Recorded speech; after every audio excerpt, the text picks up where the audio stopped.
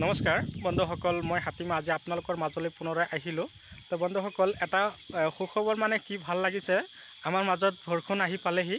তো বৰষুণ দিয়াৰ ফলত আমাৰ খেতি বাতিৰ ফালে বহুত এটা আমাৰ ভালৰ দিশে আমি আগবাঢ়িবলৈ ভাল এটা ৰাস্তা বিচাৰি পাইছোঁ।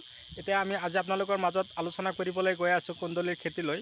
কুন্দুলি এতিয়া আমাৰ মাজত যে বহুতে খেতি কৰিছে বা আপোনালোকেও কৰিছে। এতিয়া আমাৰ খেতিবিলাকত কেনেকুৱা ধৰণৰ ফলন আহিছে বা খেতিত ৰসৰ অভাৱ হৈছে বা খৰাং বতৰ পাৰ হৈ গৈ আমাৰ মাজত বৰষুণ দেখা দিছে।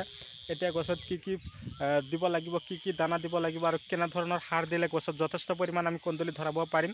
তো সবিশেষ কথা আপোনালোকৰ লগত আজি মই শ্বেয়াৰ কৰিবলৈ গৈ আছোঁ। কথা হ'ল, আপোনালোকে মোৰ ভিডিঅ'খন আৰম্ভণিৰ পৰা শেষলৈকে নিশ্চয় চালে আপোনালোকে অৱশ্যই জানিব পাৰিব।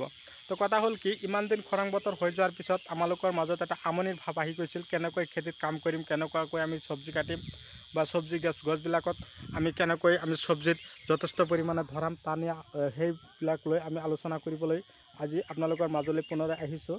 তো কথা হ'ল, আপোনালোকে মোৰ ভিডিঅ'খন কি কৰিব, শ্বেয়াৰ কৰিব, যাতে আপোনালোকৰ লগত আপোনালোকৰ বন্ধু বান্ধৱীসকলেও মোৰ ভিডিঅ'খিনি চাই উপকৃত হ'ব পাৰে। কেনেকৈ খেতি কৰা হ'ল আৰু কুন্দুলি গছত যে লাগিল, কুন্দুলি গছৰ পৰা আমি ফলন বৃদ্ধি কেনেকৈ কৰিব পাৰি আৰু এই কুন্দুলি গছৰ পৰা ফলন বৃদ্ধিৰ বাবে কি ঔষধ সাৰ আমি গছত সিঁচিব লাগিব আৰু কোন ঔষধ আমি গছত দিব লাগিব, স্প্ৰে কৰিব লাগিব, সবিশেষ কথা মই আপোনালোকৰ লগত আজি মই শ্বেয়াৰ কৰিবলৈ গৈ আছোঁ। তো কথা হ'ল, আপোনালোকে কি মোৰ চেনেলৰ নতুন হৈ আছে নেকি? নতুন ভিউৱাৰ্ছ হৈ থাকিলে মোৰ চেনেলখন ছাবস্ক্ৰাইব কৰি ল'ব আৰু কাষত থকা বেল আইকনখন আপোনালোকে অন কৰিব। এনেকুৱা ধৰণৰ নতুন ন'টিফিকেশ্যন আপোনালোকে পাই থাকিব। তো আজি মই আপোনালোকৰ লগত যে কুন্দুলি খেতিৰ ভিডিঅ' আপলোড দিবলৈ গৈ আছোঁ বা আপোনালোকৰ লগত শ্বেয়াৰ কৰি আছোঁ। বহুতেই নাজানে কুন্দুলি খেতিৰ বিষয়ে। তো কুন্দুলি গছখিনি কেৱল লতিবিলাক বা শিপাবিলাক লগাই থয়, কিন্তু গছখিনি যেতিয়া চাং পাই গৈ তেতিয়া গছত কি ধৰণৰ ব্যৱস্থা অৱলম্বন কৰিব লাগিব সবিশেষ আলোচনা কৰা এটা ভাল এটা পন্থা আপোনালোকৰ লগত মই শ্বেয়াৰ কৰিবলৈ গৈ আছোঁ। এই পন্থাটোৱে হ'ল কি, আপোনালোকে কুন্দুলি গছবিলাক যতন কৰিব লাগিব। কুন্দুলি গছৰ পৰা ভাল এটা ফলন পাব। কথা হ'ল, বৰষুণ যদি মাৰিছে আপোনালোকে গছৰ গুৰিত আপোনালোকে ফৰাডন সিঁচিব লাগিব। ফৰাডন দিয়াৰ লগে লগে গছৰ গুৰিত থকা যিবিলাক শিপাত থকা কি থাকে, এই গছৰ শিপাবিলাকত সৰু সৰু আলু থাকে, আলুবিলাক ফাটি যায়। আলুবিলাক ফাটি যোৱাৰ পিছত কি হয়, গছবিলাকৰ পৰা আমাৰ ভাল এটা ফলন আহে।